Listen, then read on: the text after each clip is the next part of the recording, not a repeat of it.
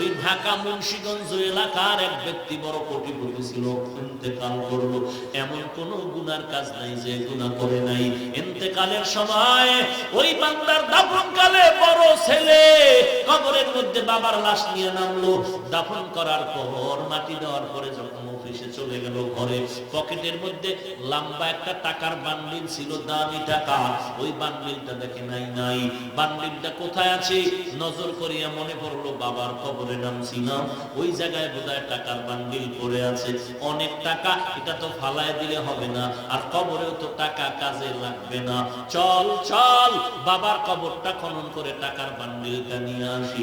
আল্লাহর বান্দা যখন লোকজন নিয়ে কবরের মাটি খনন করতে গিয়ে টাকার বান্ডিলটা নেওয়ার জন্য আসতেছিল, কবরের একটু জায়গা কিনারায় গিয়া যখন মাটি সরাইতে আরম্ভ করলো, ভিতরে দেখে ধোঁয়ার আওয়াজ, কবরের ভিতরে দেখে ধোঁয়ায় ভরপুর। মারাত্মক এক হালাত। দৌড়াইয়া কেউ পালায় গেল, কেউ বেউসায় গেল। আলেম ওলামাদেরকে শেষ পর্যন্ত ডাক দেওয়া হলো। ডাকার পরে আলেম ওলামারা দোয়া করবে। দোয়া করার পর ধোঁয়াটা বন্ধ হয়ে গেল। তাকাইয়া দেখে ওই কবরের লাশের বান্দা কাঠপট্টি এলাকা মুন্সিগঞ্জের ওই কোটিপতির বান্দার জিহ্বাটা টেনে টেনে নাভি পর্যন্ত নামানো। ওই কবরের মধ্যে এই দেখে চিৎকারের আওয়াজ, কান্নার আওয়াজ। আলহামদুলিল্লাহ আলহামদুলিল্লাহিল্লাযী জাআলা আশ-শামসা ওয়াল কামারা বিহুসবান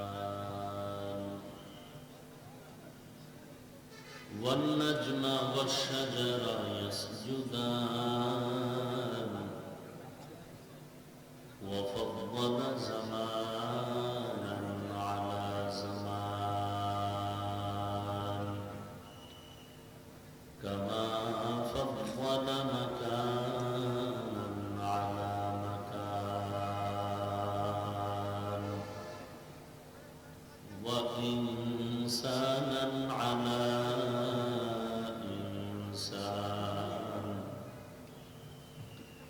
ونشهد أن لا إله إلا الله وحده لا شريك له لا ضد له ولا ند له ولا مثل له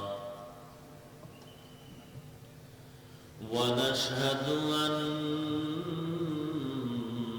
سيدنا وسندنا وحبيب ربنا وطبيبنا وطبيب قلوبنا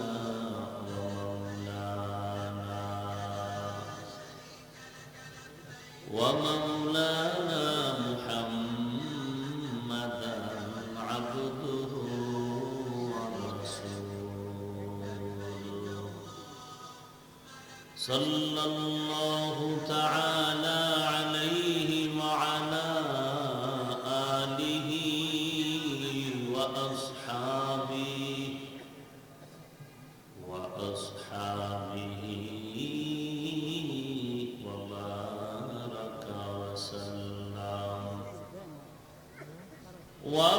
وبارك وسلم تسليما كثيرا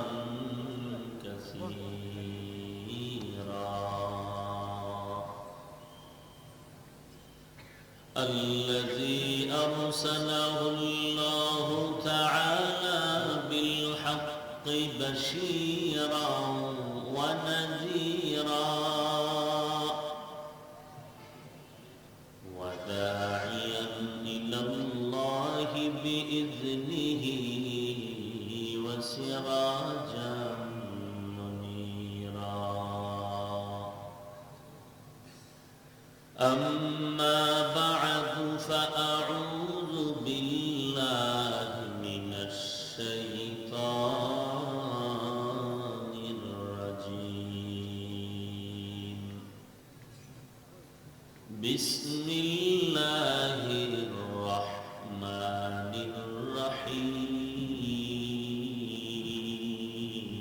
الرحيم وما أرسلناك إلا رحمة للعالمين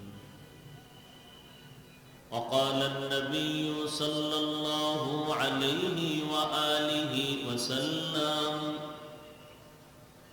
تركت فيكم أمرين لن تضلوا ما تمسكتم بهما كتاب الله وسنة رسوله أو كما قال النبي عليه الصلاة والسلام صدق الله مولانا العظيم وصدق رسوله النبي الأمي الكريم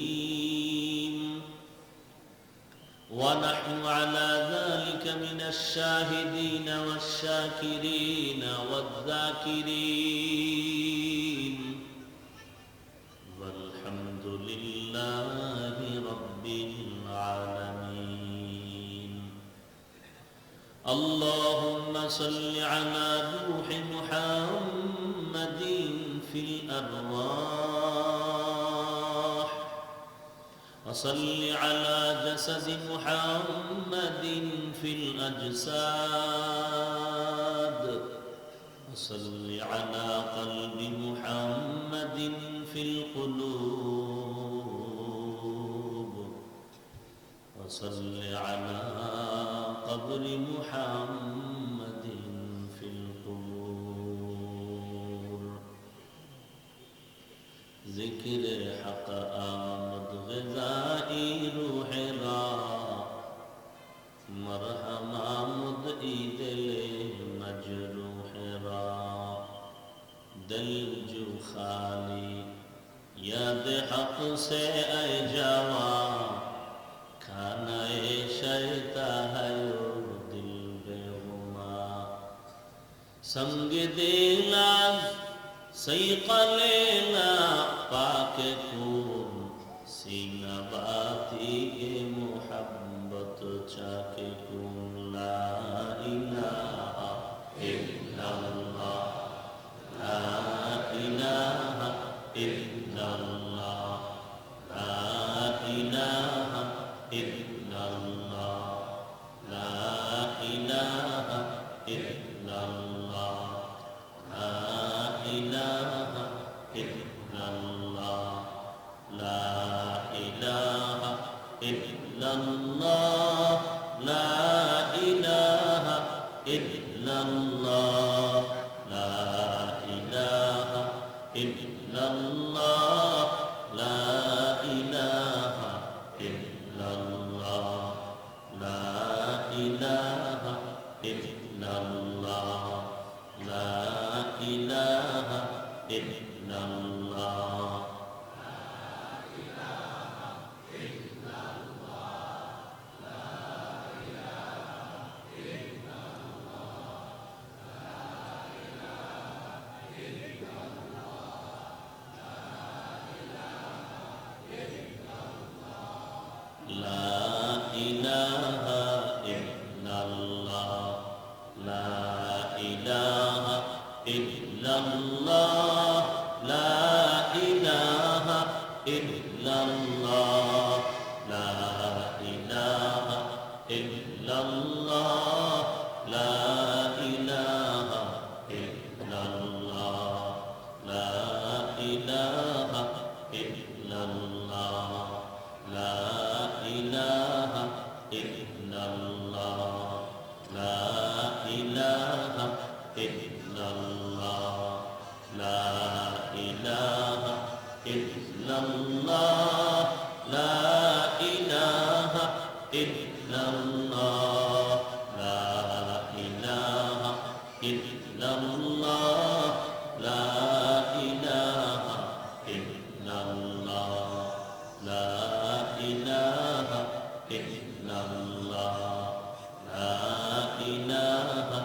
ইল্লাল্লাহ লা ইলাহা ইল্লাল্লাহ লা ইলাহা ইল্লাল্লাহ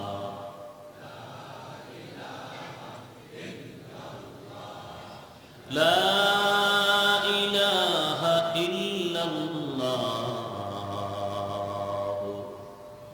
মুহাম্মাদুর রাসূলুল্লাহ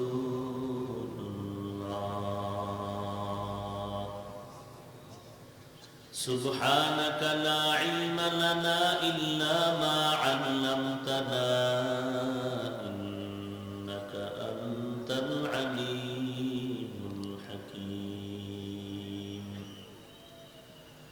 رب اشرح لي صدري ويسر لي أمري واحلل عقدة من لساني واحلل عقدة من لساني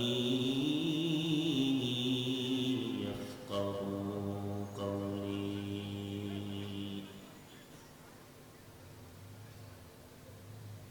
مقبول تو ہے شاد ہے قابل تو بہت ہے مقبول تو ہے شاد ہے قابل تو بہت ہے اینا کے مانند تو نہیں دل تو بہت ہے اینا کے مانند تو نہیں دل تو بہت ہے ایک چشم زدن غافل ازا شاہ نباشی ایک چشم زدن غافل ازا شاہ نباشی شاید کہ نگاہ کن داگاہ نباشی شاید کہ نگاہ کن داگاہ نباشی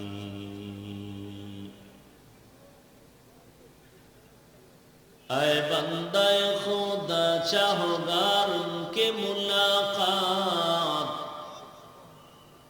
اے بندہ خدا چاہو گار ان کے ملاقات جلدی سے اب اٹھے سنو حضرت کے نصیحات جلدی سے اب اٹھے سنو حضرت کے نصیحات الفت میں برابر کی وفا ہو کہ جفا ہو الفت میں برابر کی وفا ہو کہ جفا ہو ہر چیز میں لذت ہے اگر دل میں مزہ ہو ہر چیز میں لذت ہے اگر دل میں مزہ ہو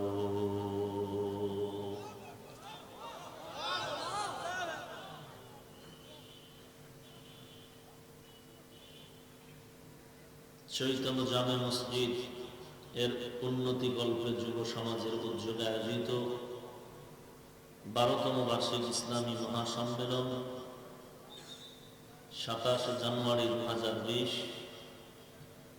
মহতী মাহফিলে উপস্থিত মুহতারাম সম্মানিত সভাপতি এই হুকুম প্রধান অতিথি বিশেষ অতিথি বৃন্দ মুআজ্জাজ মুকাররম জাতির মাথার মুকুট ওয়ারাসাতুল আম্বিয়া হযরত উলামায়ে কেরাম দূর দূরান্ত থেকে আগত আল্লাহ পাকের আশিকিন যাকিরিন শাকিরিন মুহিব্বিন মুরব্বিয়ান আযম কলিজার টুকরা আমার সমবয়সী যুবক বন্ধুগণ স্নেহের ছোট ভাই পর্দার আড়ালে অবস্থানরত শ্রদ্ধেয় সম্মানিত মা ও বোনেরা রব্বুল আলামিনের দরবারে লাখো কোটি শুকর ও সুজুদ যে মহান রব্বুল আলামিন ফিতনার জামানায় কোরআন ও সুন্নাহর ভিত্তিতে সহিহ তরিকায় কিছু কথা বলার জন্য শুনবার জন্য আমাদেরকে কবুল ও মঞ্জুর করেছেন নিয়ামতের শুকর আদায়ার্থে মুসলমান হিসেবে ঈমানের আওয়াজকে উঁচু করে সকলেই কালিমাতুশ শুকর উচ্চারণ করি আলহামদুলিল্লাহ লক্ষ কোটি দরুদ ও সালাম সৈয়দুল মুরসালিন রাহমাতুল লিল আলামিন শফিউল মুজনিবিন খাতামুন নবিয়্যিন سيد الثقلين إمام المرسلين شفيع أعظم رسول أكرم رحمة عالم نبي العرب والعجم حبيب كبرياء أشرف الأنبياء سيد الأنبياء شفيع محشر ساقي كوثر آقا نامدار مدینہ کا تاجدار آفتاب نبوت فخر موجودہ سید المخلوقہ حضرت محمد الرسول اللہ صلی اللہ علیہ وآلہ وسلم উপর সর্বোপরি শুকর যাদের অক্লান্ত পরিশ্রমের মাধ্যমে আজ সুন্দর আয়োজন সময় পরামর্শ অর্থ দিয়ে দোয়া করে উপস্থিত হয়ে মাইক লাইট প্যান্ডেলের ব্যবস্থাপনার মাধ্যমে সহযোগিতার হাত যারা বাড়িয়েছেন প্রত্যেককেই আল্লাহ রাব্বুল আলামিনের খিদমতের বিনিময়ে দুনিয়াতে শান্তি পরকালে চিরমুক্তির ব্যবস্থা করে দিন। কোরআনে হাকীমের একটি আয়াতের অংশ আমি আজ আপনাদের সামনে পড়েছি। বিশ্বনবী শেষ নবী মহানবী শ্রেষ্ঠ নবী সাল্লাল্লাহু আলাইহি ওয়া আলিহি ওয়াসাল্লামের অসংখ্য অগণিত বাণী পবিত্র হাদিস শরীফের মধ্য থেকে একটি হাদিস পড়েছি। কয়েল জলে হ্যাঁ কয়েল জ্বলেনি?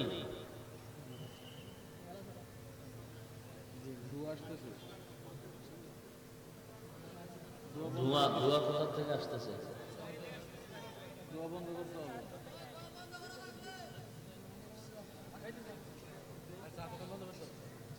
আল্লাহ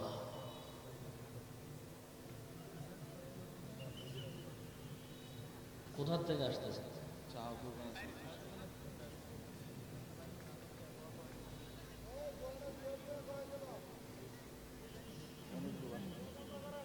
এতক্ষণ ছিল না, এখন হঠাৎ করে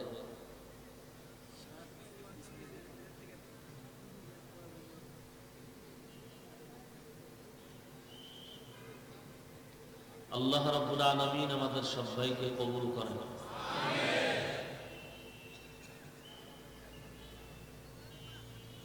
ওয়ামা আরসালনাকা ইল্লা রাহমাতাল লিল আলামিন। এই আয়াত অবশ্যই সকলেই মুখস্থ পারেন। পারেন কি পারেন না? কি ঘুমাইতেছেন আপনারা? পড়েন এই আয়াত, সবাই পারলে পড়েন। ওয়ামা আরসালনাকা ইল্লা রাহমাতাল লিল আলামিন। কি বুঝতেছেন এই আয়াতটা? অর্থ না জানার আগেই মোটামুটি আপনাদের ধারণা হলো যে রহমাতুল লিল আলামিনের মর্যাদা সম্বলিত একটি আয়াত। আল্লাহ বলেন ওয়ামা আরসালনাকা, আমি প্রেরণ করি নাই হে রাসূল আপনাকে, ইল্লা, হ্যাঁ করেছি, রাহমাতুল লিল আলামিন, গোটা জগতের রহমত হিসেবে। হাদিসের মধ্যে আল্লাহ রাসূল বলেন তারাকতু ফীকুম আমরাইন, দুটো জিনিস তোমাদের মাঝে রেখে যাচ্ছি, আঁকড়িয়ে ধরো। লান তাদিল্লু মা তামাসসাকতুম বিহিমা, যতক্ষণ পর্যন্ত আঁকড়িয়ে ধরবে ততক্ষণ পর্যন্ত তোমরা পথভ্রষ্ট হবে না, লাইনচ্যুত হবে না, গোমরাহ হবে না। কিতাব আল্লাহ ওয়া সুন্নাত রাসূল, এক নম্বরে আল্লাহর কিতাব কোরআনে হাকীম, দুই নম্বরে রাসূলের সুন্নাহ। আয়াত হাদিসের তরজমা শেষ। আলোচনার বিষয়বস্তু শানে রিসালাত, রাসূলের মর্যাদার কথা। এমনই এক বিষয়, রাসূল পৃথিবীতে আগমনের আগের থেকেই ইকো কমাও, রাসূলের এই শানের বয়ান চলতেছিল। রাসূল আসার পরেও বয়ান, বিদায়ের পরেও বয়ান, কিয়ামত পর্যন্ত তো চলবেই, কিয়ামতের দিনও চলবে। কেমন এক রসুল আমরা পেয়েছি যে রসুলের গুণগান শেষ করা যাবে। রসুল পৃথিবীতে আগমনের আগে ঈসা নবীও তো ভবিষ্যৎবাণী করে গেলেন যে আমার পরে আসবেন এমন এক রসুল যার নাম হবে আহমদ, গোলাম আহমদ নয়, কি হবে? আহমদ।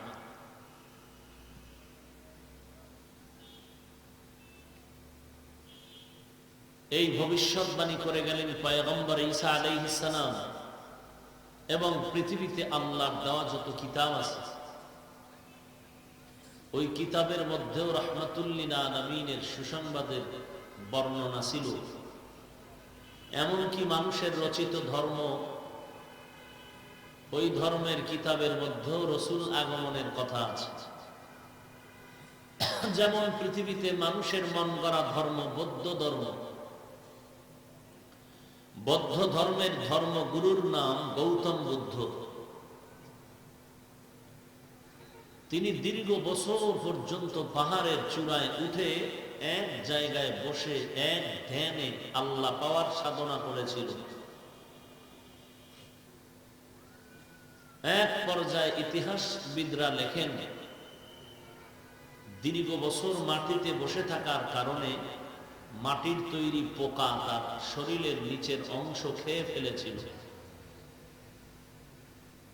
তিনি এত বছর সাধনা করে একটি ধর্মের আবিষ্কার করল, ওই ধর্মের নাম বৌদ্ধ ধর্ম, গুরুর নাম গৌতম বুদ্ধ। পৃথিবীতে তার অনুসরণে বহু লোক আছে আজ, বিশেষ করে বার্মা, যারা রোহিঙ্গাদের উপরে জুলুম আর অত্যাচারের স্টিম রোলার চাপিয়ে পৃথিবীতে এক অমানবিক ইতিহাস সৃষ্টি করেছে। পৃথিবীতে এই রকম জুলুম কোনদিন মানুষ মানুষের উপরে করতে পারে না। অথচ তাদের ধর্ম বিশ্বাস কি জানেন? জীব হত্যা মহাপাপ। এজন্য এরা কোনো জীব হত্যা করে না, মাছ কাটে না, গাছ কাটে না, অর্থাৎ যার প্রাণ আছে এগুলো কাটে না। অথচ মানুষ কেটে প্রমাণ করে দিল এরা তাদের গুরুর অবৈধ সন্তান।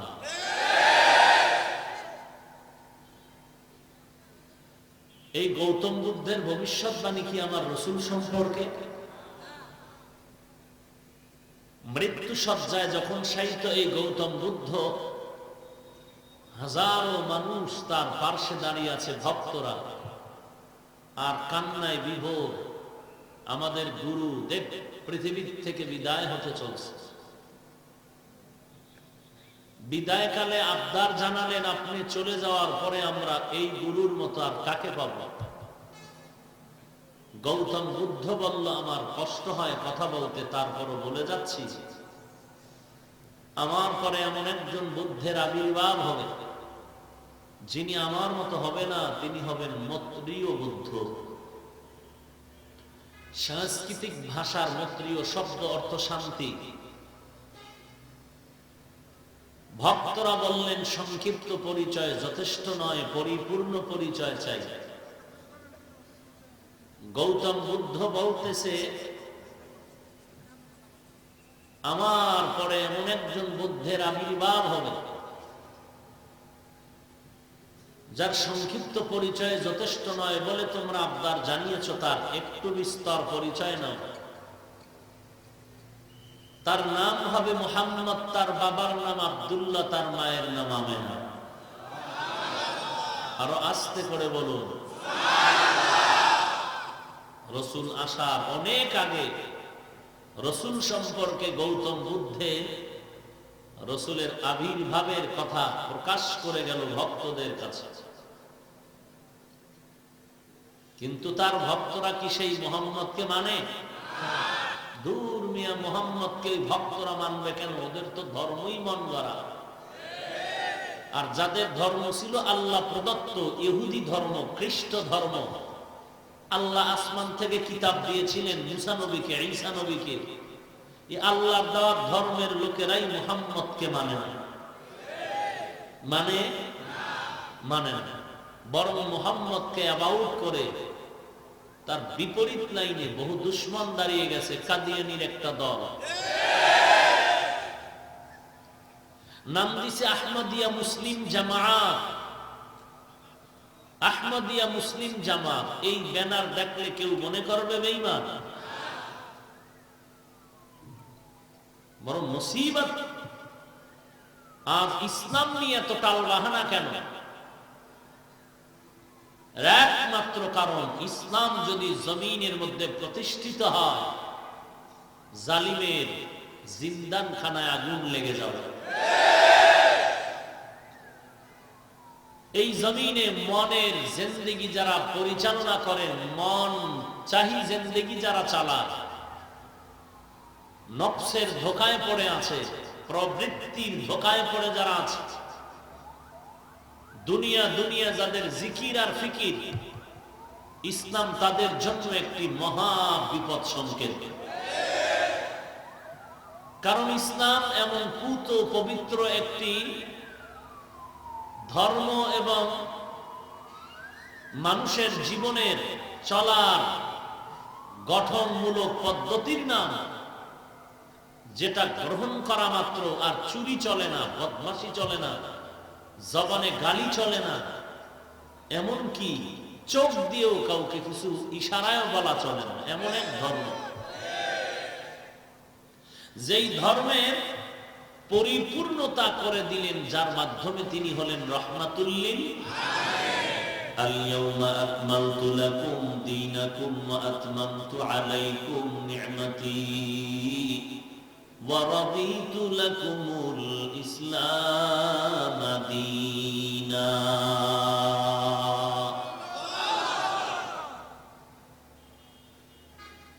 সেই নবীর আছে যে কোরআন আল্লাহ দিলেন, এই কোরআন তেলাওয়াতটাই তো মানুষের জিন্দেগির পরিবর্তন করে দেয়। শুধু তেলাওয়াত মানুষের জিন্দেগি পরিবর্তন করে দেয়। শুনলেই কলিজা ঠান্ডা হয়ে যায়। আর কোন কথা ঠান্ডা হওয়ার মতো কলিজা আছে? এমনকি একই বয়ান, কোরআন হাদিসেরই বয়ান যদি কয়েক জায়গায় করি, এখানেও আপত্তি, এক বয়ান করে। কিন্তু কোন ইমাম সাহেবকে মুক্তাদিরা বলেছেন একই নামাজে একই দিন প্রতিবার একই সূরা পড়েন কেন? বলছে যে আলহামদুলিল্লাহ সূরাটা বাদ দেন, অন্য একটা সূরা পড়েন। বলে তো না, ওই বরং নামাজ ছাড়া জানাজায়ও আহলে হাদিস ভাইরা আলহামদুলিল্লাহ পড়ে। বলেন না কেন?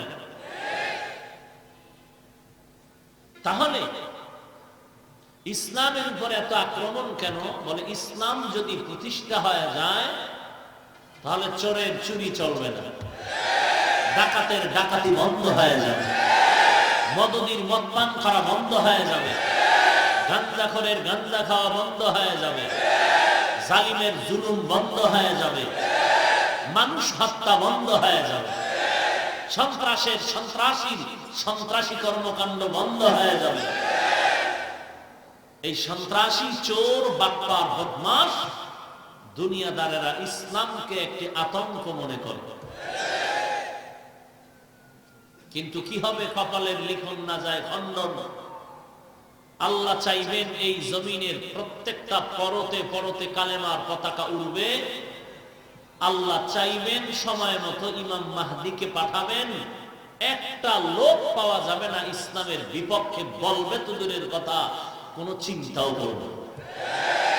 গোটা জগতের মধ্যে, শুধু বাংলাদেশ নয়, পাকিস্তান নয়, লন্ডন, লেবানন নয়, আমেরিকা নয়, গোটা জগতের এক বিন্দু জায়গাও খালি থাকবে না যেটা ইসলামের বাউন্ডারিতে ঢুকবে না।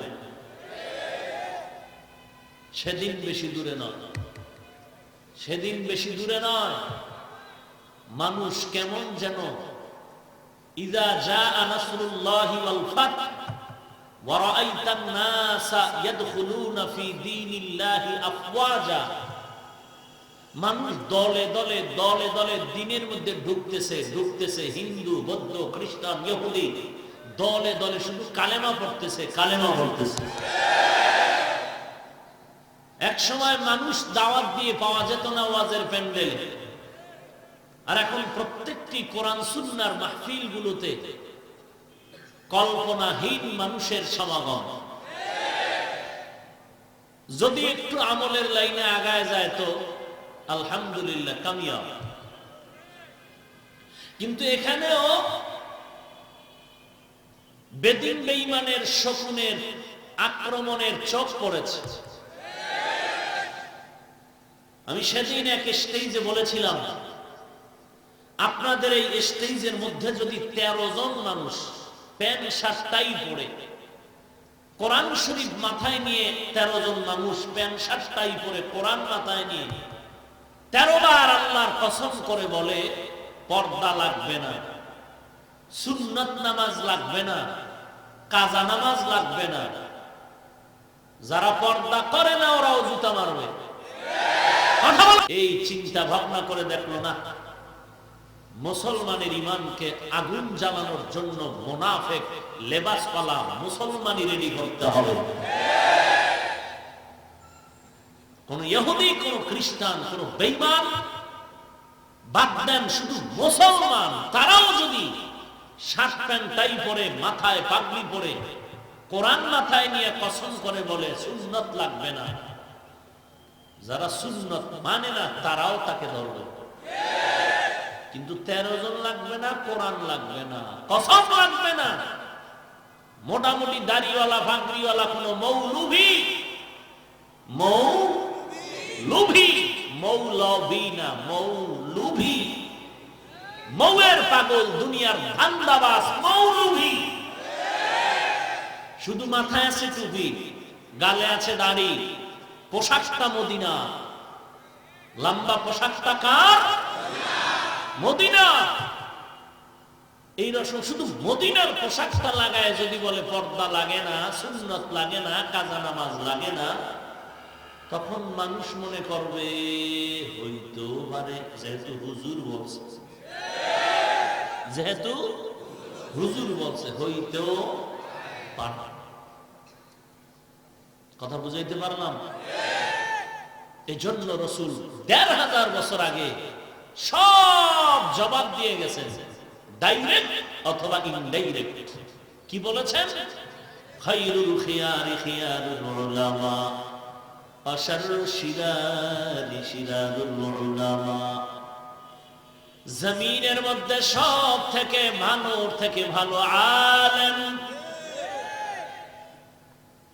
আবার নবী বলেন খারাপের থেকে বড় খারাপ আলেম। আলেম দাবি করে পর্দা নাই, সুন্নাত নাই, নামাজ নাই, সুদের টাকায় ব্যবসা করে আলেম, সুদের টাকায় হজ পর্যন্ত করেছে বহু আলেম। আমার কুয়াকাটা এলাকার মধ্যে সিনেমা হল দরুদ শরীফ পড়িয়া মোনাজাত দিয়া উদ্বোধন করেছে আলেম। আরে আমার দেশেরটা কই, তুমি অবিশ্বাস করলে কি হবে? আর এক জায়গাটা কইলে নিলে অবিশ্বাস করতো, আমার দেশেরটা বললো। সিনেমা হল বুঝেন না? কি বুঝেন ওটা? পীর সাহেবের খানকা। তাহলে এটাও উদ্বোধন করেছে এক আলেম।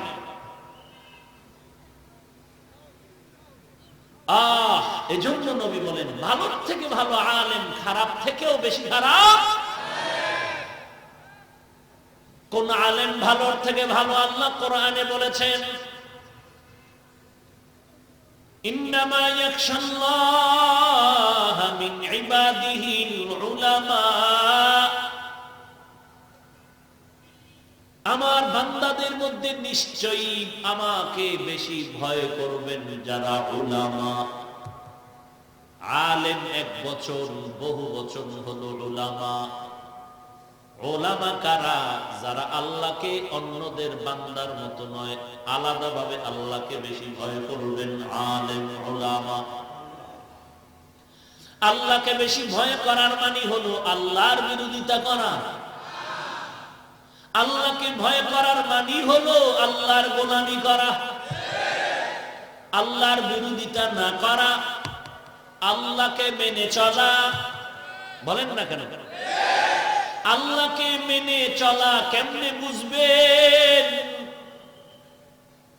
আল্লাহ পাক বলেন, কুল ইন কুনতুম তুহিব্বুনাল্লাহ ফাত্তাবিউনি ইউহিব্বুকুমুল্লাহ। আল্লাহ বলেন, ও নবী, উম্মতের জানায় দেন, যারা আল্লাহকে ভালোবাসতে চায় তারা যেন আপনি নবীকে মুহাব্বত করে, নবীর অনুসরণ করে। আল্লাহকে যারা ভালোবাসতে চায় তাদের কি করতে হবে? নবীর বিরোধিতা করতে হবে। কি করতে হবে? নবীর অনুসরণ করতে হবে। নবী বলেন, আমার অনুসরণ কারা করে আর কারা করে না? মান আতাআনি দাখালাল জান্নাহ ওয়া মান আসানি ফাকাদ আওয়া। যারা আমার অনুসরণ করবে তারা সুন্নতের আমলের মাধ্যমে করবে, আর আমার সুন্নত যারা মানবে না, প্রমাণ হবে তারা আমার অনুসরণ করে না। যারা আমার নবীর অনুসরণ করবে না তারা আল্লাহকেও মানবে না।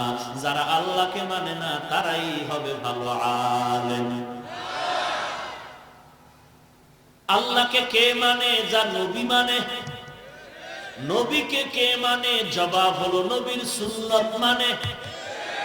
নবীর সুন্নত দাড়ি কাটা, নবীর সুন্নত দাড়ি ছাঁটা, নবীর সুন্নত চুলগুলো মদিনার রাস্তা বাদ দিয়া ক্রিকেটারের সাইজে কাটা, ক্রিকেটারের সাইজে রাখা। অনবীর আশিক। নবীর সুন্নত হলো বান্দা বেরাস করবা, এটা তোমার হালাল হারামের মাসআলা, কিন্তু সুন্নত হলো মেসওয়াক করো। বেরাস করবা কি করবা না সেটা তোমার ইখতিয়ার, কিন্তু মেসওয়াক করা হলো মদিনার আদর্শ। এখন যদি বলি ভাই বেরাস করেন, মেসওয়াক করেননি, আমার উত্তর দেয় ধাক্কা দিয়ে কয় বেরাস করা হারাম নি। তোমারে হারাম বলছে কোন সূরা? তুমি বেরাস করো, আমিও তো করি। হালাল হারামের বয়ান কেন? বয়ান হবে সুন্নতের। কারণ আমরা নবী মানতে চাই। নবী মানার পদ্ধতি কি? বলেন সুন্নাত। কি? সুন্নাত। আর নবী মানলে কাকে মানা হবে? আল্লাহকে। তো নবী মানা মানে কি? হালাল নিয়ে এই প্রশ্ন। ভাইজান শার্ট প্যান্টটাই পরেন, মদিনার পোশাক পরেননি, বলে শার্ট প্যান্টটাই হারাম নি। ও ভাইজান শার্ট প্যান্টটাই হালাল হারামের মাসআলা আপনার ভেতরে থাকে। আপনি যেহেতু নবী মানতে চান, নবী মানার পদ্ধতি হলো সুন্নতের আমল। কিসের আমল? সুন্নতের আমল। সুন্নতের আমল করবেন। বেরাস করেন বাধা নাই, কিন্তু বলতে কি পারবেন বেরাস করা সুন্নত? কি করা সুন্নত? তাহলে আপনি সুন্নত বেরাস যতদিন করবেন নিষেধ করা যাবে না, আর মেসওয়াক না করা পর্যন্ত আপনার বেরাসকে গালি দেওয়া যাবে না, হারাম বলা যাবে না। তবে এতটুকু বলা যাবে আপনি সুন্নত মানেন নাই। সুন্নত মানেন না এক কারণে বা অকারণে। যতদিন আপনি শার্ট প্যান্ট টাই পরবেন গালি দেওয়া যাবে না, হিংসা করা যাবে না, হারাম বলা যাবে না। কিন্তু মদিনার পোশাক যতদিন পর্যন্ত না পরবেন ততক্ষণ বলা যাবে আপনি মদিনার পোশাকের সুন্নত মানেননি। কথা বলেন। এই কথা বুঝতে কষ্ট হয়। শার্ট প্যান্টটাই হারাম বলছি, হ্যাঁ নাজায়েজ বলছি, কিন্তু এতটুকু বলা যাবে যে ওইটা কি সুন্নত। কোন বাপের বেটা বলতে পারবে? সুন্নতি পোশাক গোটা জগতের আম্বিয়া কেরাম, সাহাবায়ে কেরাম, আউলিয়া কেরাম, ওলামায়ে কেরাম যেটা পরে এটাই মদিনার পোশাক। ওলামায়ে কেরাম, আম্বিয়ায়ে কেরাম, সাহাবায়ে কেরাম এরা কি প্যান্ট শার্টটাই পরেছেন? তাহলে আপনার কারণে অকারণে যদি পড়েন হারাম বলা যাবে না, কিন্তু এতটুকু তো বলা যাবে যে আপনি সুন্নতের বাউন্ডারিতে নাই। কথা বলেন না কেন? তার সুন্নত যে মানে না সে নবী মানে, হ্যাঁ, যে নবী মানে না সে আল্লাহ মানে, যে আল্লাহ মানে না সে বড় ওলামা। কেমনে বুঝাইতাম? বয়ানি বাদ দিয়ে দিব কিনা? হ্যাঁ, এত পায়ে ধরে বিনয়ের সাথে বুঝানোর পরেও যদি বলে দেখতে নারী চলন বাঁকা, দেখতে নারী, কি বুঝলেন? আমি মেসওয়াক এই ব্রাশের বিরুদ্ধে বললাম, প্যান্ট শার্ট টাইয়ের বিরুদ্ধে বললাম, হ্যাঁ, না সুন্নতের বয়ান দিলাম? এরে ভাই, আপনি প্যান্ট শার্ট টাই পরেন, এটা হালাল হারামের প্রশ্ন আমার জানারও দরকার নাই। আপনাকে গালি দেওয়া যাবে না, হিংসা করা যাবে না, হারাম বলা যাবে না, কিন্তু এতটুকু বলা যাবে, ও মদিনার আশিক, মদিনার পাক্কা আশিক হওয়ার জন্য লাগবে সুন্নত। আপনার পোশাকের মধ্যে নবীর সুন্নত নাই। हम सुरात हम सिराते मुस्तफा दर तमामी हाले उकुन इत्तिबा इत्तिबाए सुन्नते खैरुल बशार गिरे लाजिम ताबुयबी ऐ पेशा।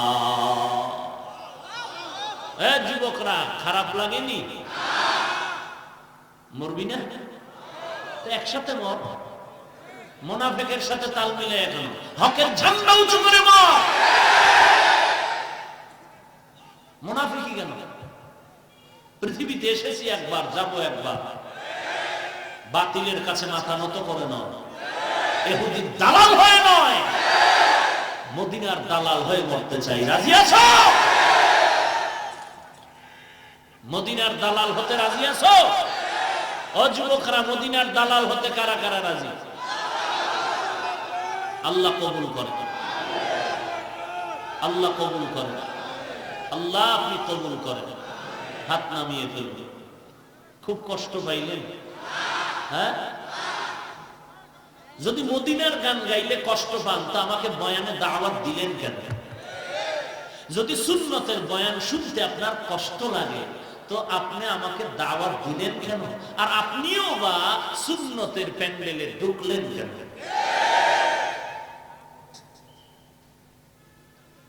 আপনি ব্রাশ করেন, মেসওয়াক করেন না, আপনাকে বলছি আপনি কাফের, আপনি জাহান্নামী, দিয়েছি গালি, কিন্তু এতটুকু কি বলা যাবে না যে আপনি সুন্নত মানেন না? এতটুকু বলা যাবে না? তখন আপনি যদি সুন্নতের দরদি হন তখন বলবেন, হুজুর মেসওয়াক করা খুবই সুন্নতের কাজ, দরকার, পারি না, একটু দোয়া করবেন আমি যেন আমলটা শুরু করতে পারি। আর যদি আমাকে ধাক্কা দেন বেরাস করা হারাম নেই, তো নবী যদি কয় তোর মতো উম্মত আমার দরকার নেই, হ্যাঁ,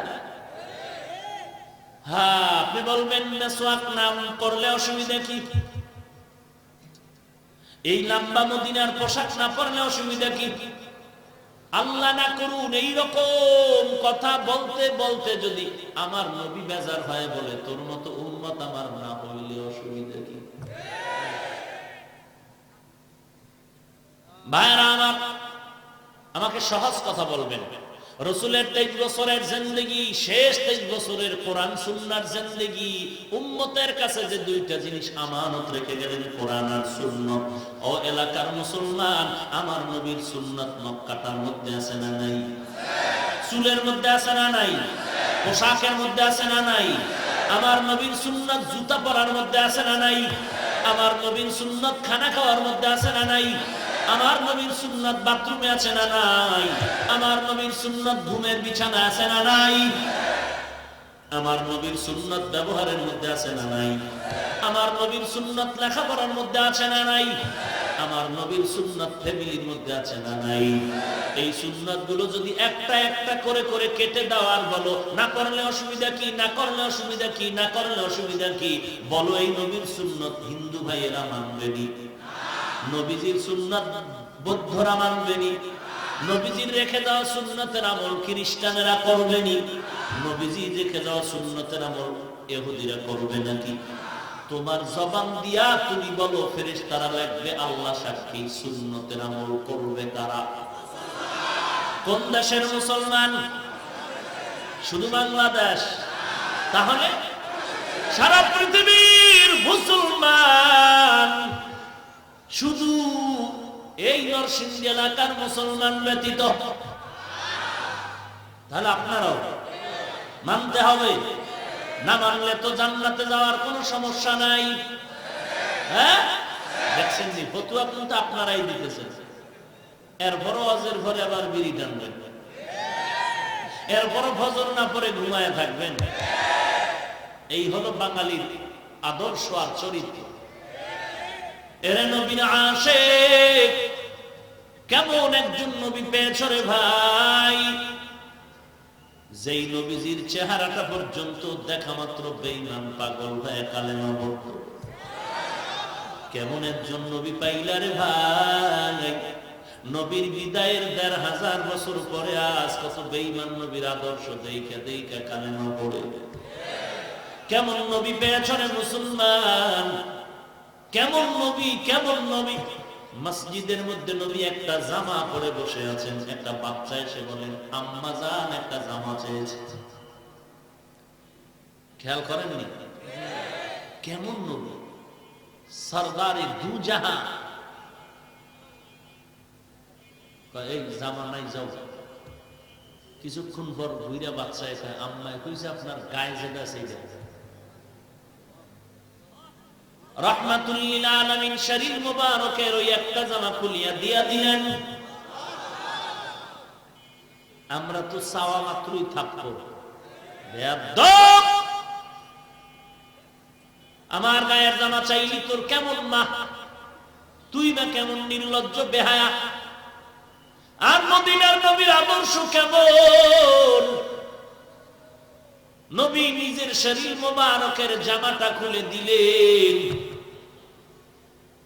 নবী বস্ত্রহীন খালি জামা ছাড়া বসে থাকলেন। সাহাবায়ে কেরাম আসলেন, দেখেই লজ্জা পেলেন। আল্লাহ কোরআনের আয়াত নাজিল করে বললেন, হে পয়গম্বর, ও পয়গম্বর, এত বেশি দান করবেন না যে নিজে লজ্জিত হতে হবে। আবার একেবারে হাতটারে গুটাইয়া রাখবেন না যে মানুষ কৃপণ বলে ধিক্কার জানাবে। ওই ধোয়া, ওই কি ওটা, কি ওটা ফ্যাক্টরি। ভাইরা আমার,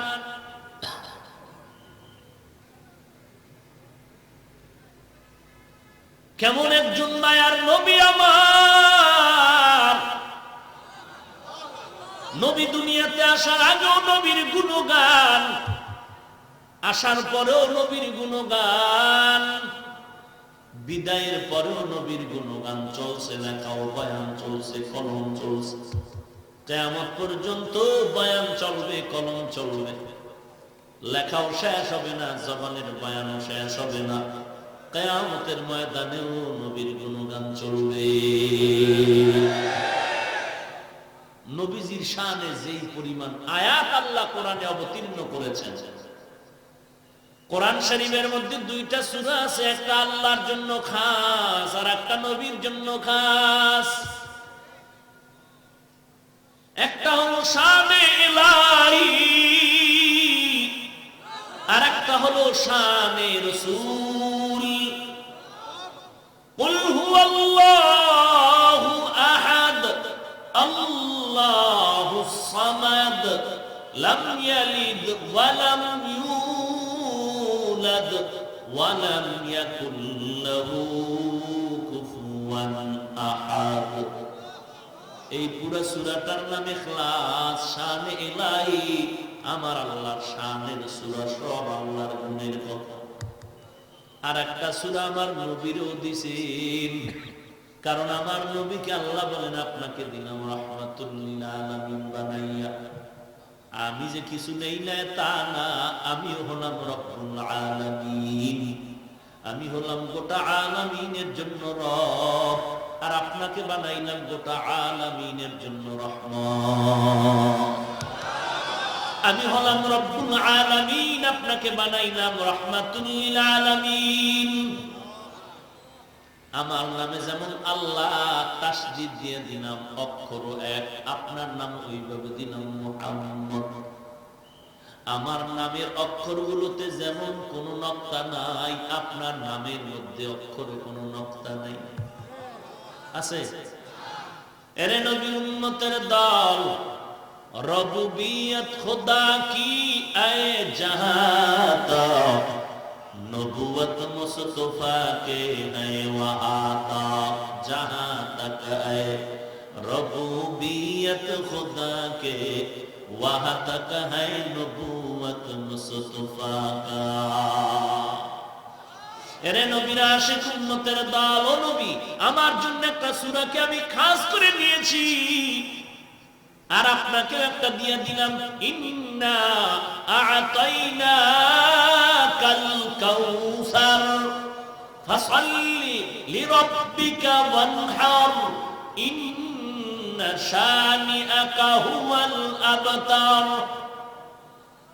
পুরা সূরাটা নবীর শানের আলোচনা। কার আলোচনা? নবীজির গুণের আলোচনা। সূরা কাউসার, আল্লাহ বলেন ইন্না আ'তাইনাকা, নিশ্চয়ই আমি আল্লাহ দান করলাম আপনাকে কাউসার। কি দান করলাম? কি দান করলাম? কাকে দান করলাম? আপনাকে, মানে কাকে?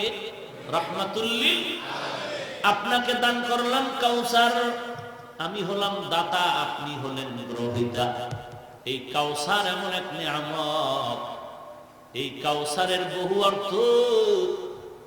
কাউসারের এক অর্থ হবে কিয়ামতের দিন মাকামে মাহমুদ। আমরা আজানের পরে দোয়া পড়িনি? কি এর দোয়া? আজানের উত্তরই দেয় না, আবার দোয়া বল। আজানের উত্তর তো আমরা ঠিক মতো দিতে জানি না বা দেই না। মুয়াজ্জিন যখন বলবেন আল্লাহু আকবার, আল্লাহু আকবার, যারা শুনবে তারাও এই কথাই বলবে আল্লাহু আকবার। আশহাদু আল্লা ইলাহা ইল্লাল্লাহ, মুক্তাদিরা কি বলবে? ঘুমায় ঘুমায়। মুয়াজ্জিন বলবেন আশহাদু আন্না মুহাম্মাদার রাসূলুল্লাহ, আপনারা কি বলবেন? আশহাদু আন্না মুহাম্মাদার রাসূলুল্লাহ, এটাই বলবেন, এটাই সুন্নাত, এটাই কি সাল্লাল্লাহু আলাইহি ওয়া আলিহি ওয়াসাল্লাম। এটা সুন্নাত না আজানের জবাব। পুরাটাই সমান মুয়াজ্জিনের মতো দিতে হবে, শুধুমাত্র 3 জায়গায় ব্যবধান। হাইয়া আলাস সালাহ, হাইয়া আলাল ফালাহ। যারা শুনবে তারা বলবে কি লা হাওলা ওয়ালা কুওয়াতা ইল্লা বিল্লাহ। আর ফজরের সময় সালাতু খায়রুম মিনান নাওম, এনে কি বলবে? এরে নবীর আশিকের দল, এরপরে দোয়া পড়ি। কি পড়ি? দোয়া। কি দোয়াটা পারেননি? আল্লাহুম্মা রাব্বা হাযিহিদ দাওয়াতিত তাম্মাহ ওয়াস সালাতিল কাইমা আতি মুহাম্মাদানিল ওয়াসিলা ওয়াল ফাযিলা ওয়াদ দারাজাতার রাফিআ ওয়াবআসহু মাকামান মাহমুদান আল্লাযী ওয়া'আদতা ইন্নাকা লা তুখলিফুল মিআদ। নবীকে আল্লাহ বলেন আমি কাউসার দান করলাম। কাউসারের এক অর্থ হলো নবী আপনার উম্মতের দল। কাউসারের দ্বারা আপনার সম্মান রক্ষা হবে। নবী এই উম্মত আছে, নবীর সম্মান আছে না নাই? কিয়ামত পর্যন্ত উম্মত থাকবে আর নবীর গুণগান গাবে। আবু জাহিল্লা বলছিল মুহাম্মদের সন্তান হইয়া মারা গেছে, ওর বংশ রক্ষার কেউ নেই। আল্লাহ বলেন ইন্না শানিআকা হুয়াল আবতার। এই আবু জাহিল্লার দল, তোরা যারা বলো মুহাম্মদের সন্তান হইয়া মারা গেল, এদের বংশ রক্ষা হবে না, তোরা নির্বংশের জাত, তোদের মরার পরে কেউ নাম গন্ধ নিবে না। আসেনি ফেরাউন নামের কোন পণ্ডিত এই জমিনে? নমরুদ নামের, সাদ্দাত নামের, আবু জাহাল, আবু লাহাব নাই। অভিশপ্ত। আর আল্লাহ আমাদেরকে এমন একজন নবী দান করলেন যে নবী পেয়েছেন কাউসার। কাউসারের এক অর্থ কুরআন, কাউসারের এক অর্থ হলো মাকামে মাহমুদ। এই কাউসার দিয়ে নবীর ইজ্জত আর সম্মান রক্ষা করেছেন আমার আল্লাহ।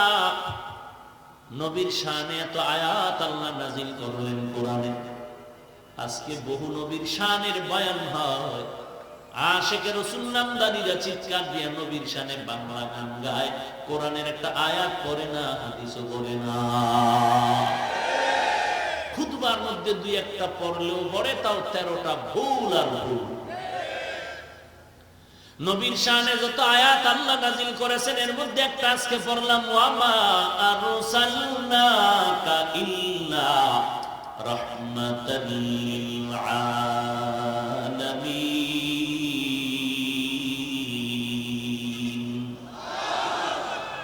আল্লাহ হলেন আলামিনের জন্য রহমত, আমার নবী হলেন আলামিনের জন্য রহমত, আর আমার আল্লাহ হলেন রব। কেমন রহমত আমার নবী, কেমন দয়াময় আমার নবী, যেই নবী রহমতের দয়া একটা জঙ্গলের পশু পর্যন্ত পেয়েছিল। নবী যেদিকেই আঙ্গুলটা দিবেন ওদিকের জন্য আমার নবী রহমত। নারীদের জন্য রহমত, পুরুষের জন্য রহমত, বেঈমানের জন্য রহমত, ঈমানওয়ালার জন্য নবী রহমত। এরে বান্দা, নবীর পুরা জিন্দেগিটাই উম্মতের জন্য রহমত। পালন করলেই দেখবা শান্তি আর শান্তি। নবীর আদর্শ সুন্নাত যে যেই পরিমাণ মানে সে সেই পরিমাণ শান্তিতে আছে। নবীর সুন্নাত যে যত পরিমাণ মানে না সে তত পরিমাণ শান্তিতে নাই। এরে নবীর আশিক উম্মতের দল, রাহমাতুল লিল আলামিন। আসমানের জন্য রহমত, জমিনের জন্য রহমত। ওই পানির মধ্যে যে প্রাণীরা বসবাস করে এদের জন্য নবী রহমত। আমার নবীর মতো নবী নাই। নবী একদিন সাহাবায়ে কেরামদেরকে নিয়ে বয়ান করতেছেন। এক পর্যায়ে বলেন, কোন দিন কার কবরের যাত্রা শুরু হয়ে যায় বলা যায় না। এখানে এমন কোন বান্দা আছেন নাকি যে আমি নবীর কাছে কিছু পাবেন, তাড়াতাড়ি আদায় করে নেন, হক আদায় করে ফেলেন। এই উঠা বসা করেন কেন?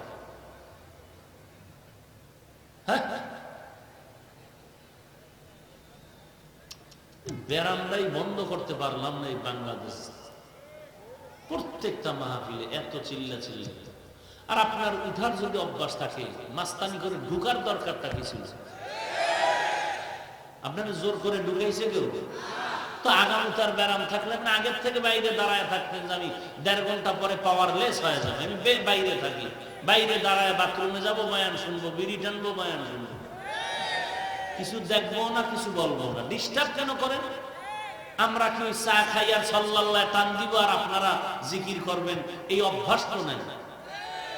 মানুষকে তো দিলের দরদ মাখা নিয়ে কিছু কথা বলি যে মানুষ যেন সুন্নতের দরজায় ফিরে আসে।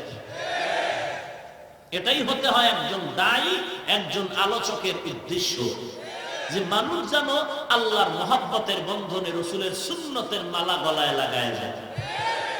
কথা ঠিক না? এটাই হবে একজন আলেম, একজন আলোচক, দিনদার দায়ীর কাজ। দায়ীর কাজ কি? এমন বয়ান দিবে কোরআন সুন্নাহর আলোকে যেই বয়ানে আল্লাহ ভোলা মানুষ আল্লাহওয়ালা হয়, সুন্নতের থেকে যারা দূরে আছে এরা যেন সুন্নতমুখী হয়। নাকি আমি যদি বলি সুন্নত লাগবে না, তাহলে আমার এই কথার দ্বারা কি উম্মত সুন্নতমুখী হবে না সুন্নত থেকে দূরে যাবে? তো এই দরদ নিয়ে কথা বলতেছি, এর মাঝখানে উঠলে আপনার ক্ষতি, যারা পাশে আছে তাদের ক্ষতি, আমার ক্ষতি। কি 2-4 ঘন্টা বসে থাকলে কি হয়? তো বদভ্যাস আমাদের মধ্যে, আল্লাহ এর থেকে আমাদেরকে হেফাজত করুন। নবীজি বললেন যার হক আছে আদায় করে নাও। সাহাবায়ে কেরাম ভয় পেয়ে গেছে, নবীর কাছে কিছু পাইলেও কি এটা চাওয়া যায়? একজনে ফট করে দাঁড়াইয়েই গেছে।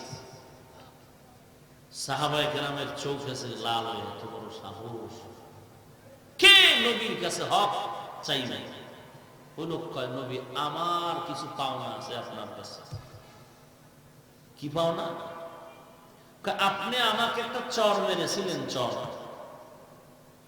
মোহাব্বতে হোক আর যেমনি হোক, এটা দিয়েছিলেন আপনি আমার গালের মধ্যে, বা আমার শরীরের কোন অংশের উপর একটা চর মেরেছে। নবী বলেন আসেন আসেন, আপনিও এর হক আদায় করে যান। সাহাবায়ে কেরাম গরম হয়ে গেলেন, ভেতরে কিন্তু নবীর সামনে বেয়াদবি করা যাবে না।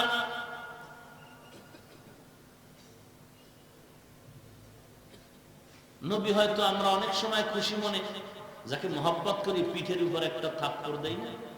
কথা বলেন না কেন? এটা কি রাগে না মহব্বতে? মহব্বত যদি বলি ভাই আমি যদি কিছু দিয়ে থাকি আদায় করে না, তো মহব্বতে বলবে হ্যাঁ আপনি একদিন একটা চর মেরেছিলেন, নিয়ে নেন, হক আদায় করে নিয়ে দেন, সুযোগ দেন।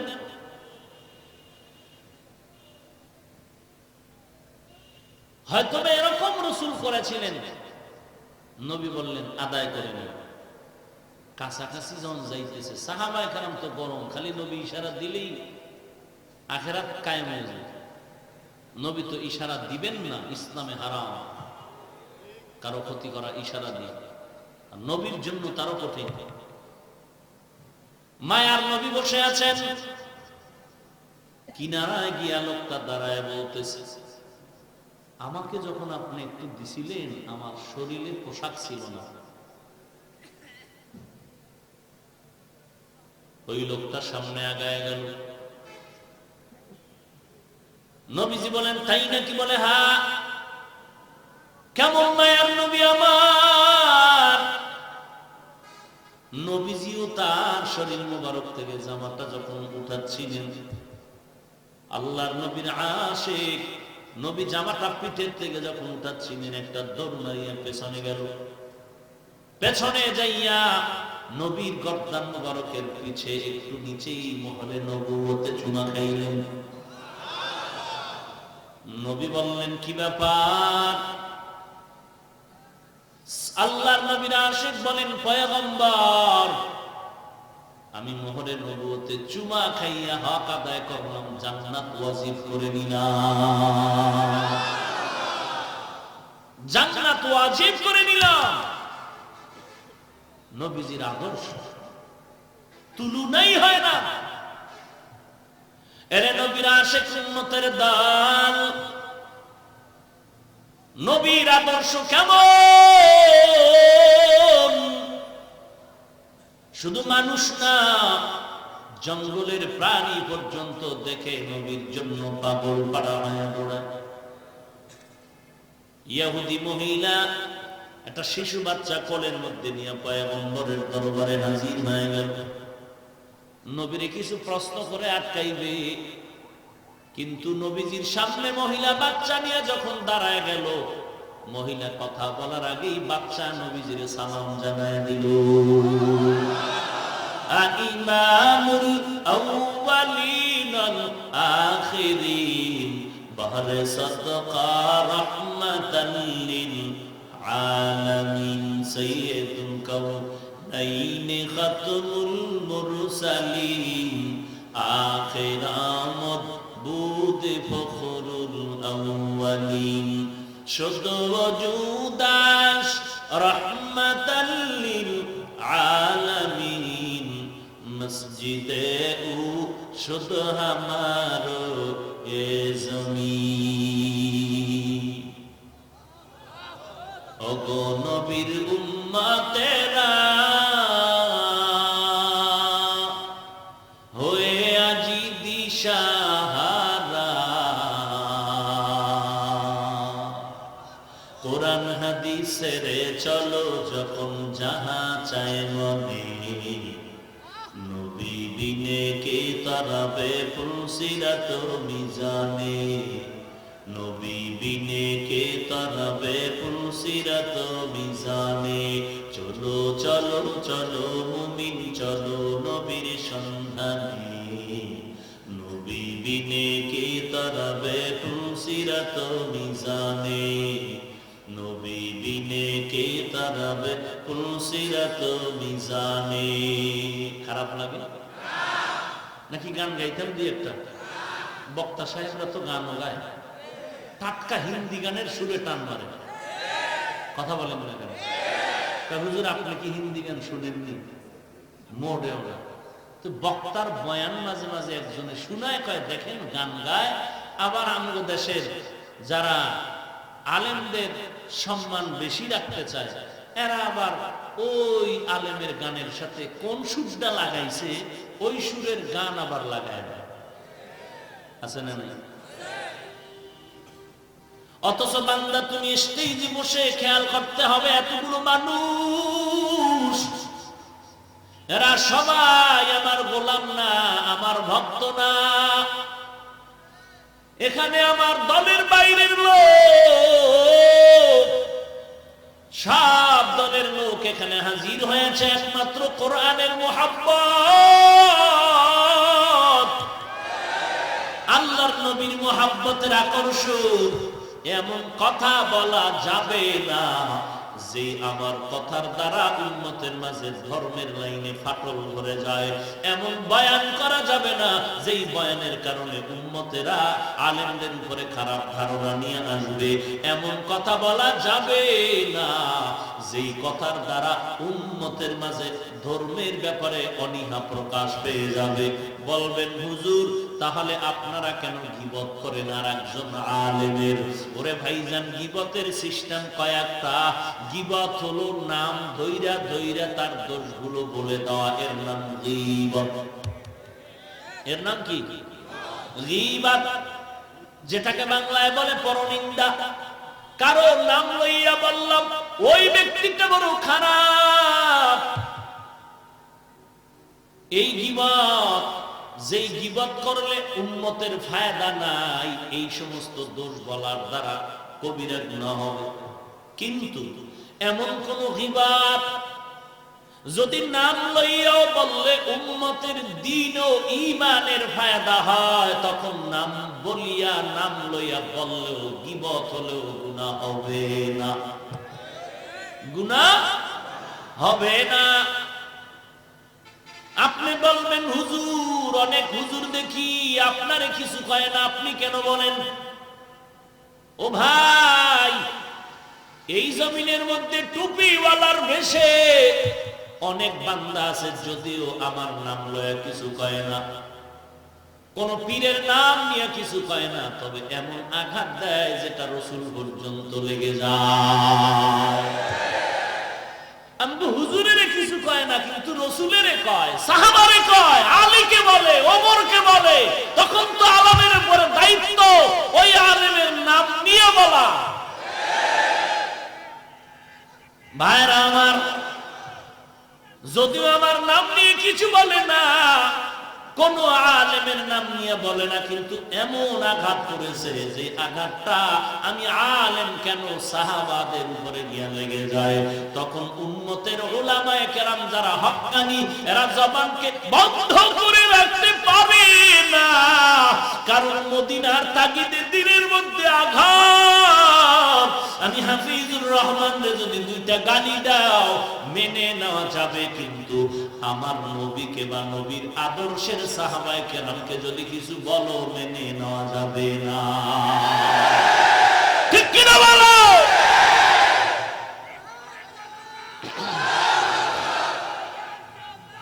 এরে নবীর উম্মতের কথা বুঝেন? কি বুঝেন? আপনার বিরুদ্ধে যে কেউ কয় না, আপনি কম কেন, এটার ব্যাখ্যা বুঝছেন? আমি হাফিজুর রহমানকে কিছু বলবে না, বললেও আমি কিছু বলবো না, কিন্তু বলে না আমাকে, বলে না কোনো পীরকে, বলে না কোনো আলেমের নাম ধরে, কিন্তু এমন জায়গায় আঘাত করে যে আলেম যদি ওখানে কথা না বলে ইমানের ঘাটতি হয়ে যায়। কি হয়ে যায়? ইমানের ঘাটতি হয়ে যায়। এমন কথা বলল যেই কথার দ্বারা সাহাবায়ে কেরামের উপরে গিয়ে আঘাত করে গেল। এমন কথা যখন বলবে তখন আহলে হক উলামায়ে কেরাম জবাব না দিয়ে থেমে থাকতে পারেন না। এটা ঈমানের দাবি, কোন রাজনৈতিক দাবি নয়, কোন দলীয় দাবি নয়, ব্যক্তিগত দাবি নয়, এটা ঈমানের দাবি। ওরে আল্লাহর বান্দা, এই যা কিছু বললাম, আপনারা যারা জ্ঞানী, সচক্ষে এবং সব জ্ঞানে কথাগুলো শুনলেন এ পর্যন্ত, বলেন তো একটা কথা কি ধর্মীয় মোহাব্বত আর ঈমানের মোহাব্বত ছাড়া কাউকে আঘাত করার জন্য উদ্দেশ্য নিয়ে বলেছি? একটা লোক দাঁড়ায় বলেন তো যে হাফিজ ভাই আপনার বয়ানে ওই পয়েন্টটা পাওয়া গেল, যে পয়েন্টটা আপনি ধর্মীয় মোহাব্বতে বলেন নাই, শুধু একটা ব্যক্তিকে আঘাত করার জন্য বলেছেন, বলেন। এখানে তো আপনারা সচেতন ব্যক্তি। আমি যে কথাগুলো বললাম, চাই আমি আলেমের দিকে ইশারা করে বলি, বক্তার দিকে ইশারা করে বলি, যার দিকে ইশারা করি, উদ্দেশ্য কি ওই ব্যক্তির উপরে আঘাত করা না ধর্মের মোহাব্বতে? কথা বলেন। তো ধর্মীয় মোহাব্বতে, দ্বীনের মোহাব্বতে, ঈমানের মোহাব্বত উপরে উপরে কিছুটা পরিষ্কার হয়, পরিপূর্ণ আমি দেখেছি মেসওয়াকের দ্বারা যেই ক্লিন হয়, এটা ব্রাশ দ্বারা হয় না, বরং ব্রাশের দ্বারা মারির ক্ষতি হয়, দাঁতে রক্ত বের হয়, হয় না? অনেকের অনেক ক্ষতি হয়। এটা ব্রাশ বাঁশের মতো শক্ত, লিখে দিয়েছে সফট, আইনে দেই বাঁশ। কথা ঠিক না? কিছু যদি না পান, ওরে ভাই, সৌদি আরবে এই সুন্নত এখনো আছে, ইকামত চলতেছে, মেসওয়াক দিয়ে একটা ঘষা দিয়ে ডানে বামে সামনে পেছনে দিয়ে নামাজে দাঁড়ায়। কত মুহাব্বত সৌদি আরবের উপরে, রহমত আছে সুন্নাত ধরে রাখার কারণে, কিন্তু চলে যাচ্ছে ওই রহমতের বাতাস। কারণ যেই অপরাধের বাতাস আজকে নতুন ভাবে আমরা পাইতেছি আরব দেশে, না জানি কোন দিন কোন বিপদ আমাদের গ্রাস করে ফেলবে। মেসওয়াকের সুন্নাতটা ধরা যাবেনি যুবক ভাইরা? তোমার প্যান্টের পকেট আছে না, মেসওয়াক ঢুকায় রাখো, কি ইনশাআল্লাহ একটা আমল কর। এটা আমার বাবার দালালি তো করি না, মদিনার কথা বলতেছি। মেসওয়াকের সুন্নাত তোর উপকার হবে। একেবারে ফ্রেশ ফ্রেশ পোশাক নিয়ে আইসে সালাম দিবে, কানের কাছে লাগায়, কি মজার কথা, মুখের দুর্গন্ধে দোয়া ইউজ পড়লেও বাঁচার উপায় না। কথা বলেন না, কেন হাসির কথা না, দুইটা থাপ্পড় দিলে এত কষ্ট লাগে না, মুখের দুর্গন্ধ পায়খানার চেয়েও খারাপ, বলতেও পারি না, এত এত বিশ্রী অবস্থা। পানও খায় না, পান খায় খায় না, দুর্গন্ধও যায় না, বিড়ি খাইলে তো আরো মুসিবত, আরো আর একটা আলাদা দুর্গন্ধ, চেহারার নূর নষ্ট হয়ে যায়। তো এই মেসওয়াকটা খুব জরুরি, আমার জন্য না আপনার জন্য? উপকারটা কার হবে? হ্যাঁ, করবেন নি ইনশাআল্লাহ? এই একটা আমল করেন, কি যুবক ভাইরা নিয়ত করা যায়? তার মানে কি ব্রাশ করলে হারাম? পেস্ট লাগাও বাড়ি যে, সুন্নতের আমল। দস্তারখানে খানা খাও, খানা ডান দিক দিয়ে শুরু করো, প্লেটের খানা যদি পড়ে যায় উঠাইয়া খাও, কার সুন্নত? রাহমাতুল লিল আলামিন সুন্নত। এরে নবীর উম্মতের দল, রাতের বেলা যখন ঘুমাইতে যাও ডান কাতে ওযু করিয়া ঘুমাও, নবীর শানে দরুদ ও সালাম পড়ে পড়ে ঘুমাও। আমি কসম করে বলবো, যদি প্রতিদিন এই আমলটা করতে পারো, লাগাতার দরুদ শরীফ পড়ো আর ডান কাতে ওযু করিয়া ঘুমাও, একদিন রাসূলের সাথে ঘুমের ঘরে মোলাকাত হয়ে যাবে। রাজি আছেন? আল্লাহ সবাইকে কবুল করুন। নবীকে দেখতে চাও? ও যুবক ভাই, চাও? তাহলে ঘুমের ঘরে হিন্দি গানের তার লাগায় ঘুমাবা? আহা, আল্লাহর নেয়ামতের রাত্র পার করে দিছে মোবাইলে বকবক করে, ঠিক নেই? ইউটিউব চ্যানেল আজকে আলহামদুলিল্লাহ অনেক দেশে শুনলাম রাষ্ট্রীয়ভাবে ইউটিউব বন্ধ। আমার দেশটাই যদি এরকম হইতো, কত যুবক বুক ফাইটে মারা যাচ্ছে। করলো কি? করলো কি? যে বুকের উপরে একটা পার মারলো। আহা, নিজেকে একটু পরিবর্তন করার চেষ্টা করো। অযুবক ভাই, তুমি একটা যুবক, তুমি স্কুল কলেজে পড়ো, জাতি তোমার দিকে তাকিয়ে আছে কিছু নেওয়ার জন্য, কিছু পেতে চায় জাতি। তুমি ডাক্তার হও, ইঞ্জিনিয়ার হও, ডক্টর হও, দার্শনিক হও, সাংবাদিক হও, চরিত্রবান হও, চোর হইও না। জাতি অনেক কিছু পাবে তোমার থেকে, আর মরে গেলে এই জাতি দোয়া করবে। 5 ওয়াক্ত নামাজ পড়বেন কি পড়বেন না? শুধু শুক্রবার দিন না প্রতিদিন? ফজরের নামাজ, ওরে ভাই অভ্যাস করেন, দেখবেন একদিন দুদিন একটু কষ্ট লাগবে, পরের দিন থেকে আর কষ্ট লাগবে না। তখন দেখবেন নামাজ না পড়লে আর ভালো লাগে না।